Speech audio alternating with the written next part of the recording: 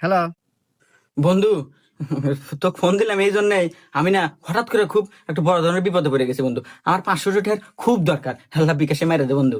এই তোর কি সকাল টিয়ারই প্রয়োজন রে সকাল নাই দুপুর নাই রাত নাই সকাল টিহাই চাস তুই এই আগে যে টিয়া কোনো দিছি ওরে তুই টিয়া ফেরত দাস না গিয়া আমি তো টিয়া কোনো একটা দিলাম না যা।